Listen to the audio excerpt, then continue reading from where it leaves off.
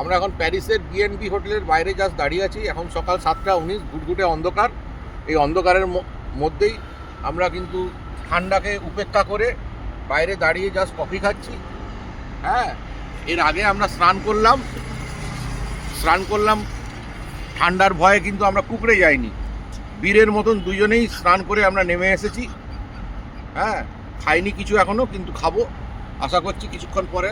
খাইনি বলছেন কি? ওটা হাতে কি? না, এটা কফি খাচ্ছি, মানে ব্রেকফাস্ট করি। কফি না আবার সকালবেলা কিছু? না না না, হ্যাঁ? কফি খাচ্ছি। তো এখন আপনার আজকের প্ল্যান কি? আপনি এত আমাদের সকালে উঠে কি plan আজকে চাইছেন? কিন্তু খুব লম্বা। কিরকম আমরা লম্বা? সকাল থেকে শুরু করব, গোটা প্যারিস আমরা হেঁটে হেঁটে ঘুরে দেখব। আমাদের সেই রাত্রি সন্ধ্যে 7টায় আমাদের শেষ হবে।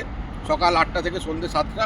কী করে হাঁটবো জানি না, পায়ে খুব ব্যথা, বা কনকনে ব্যথার মধ্যেও আমরা বেরিয়ে পড়েছি অত্যন্ত ঠান্ডায়।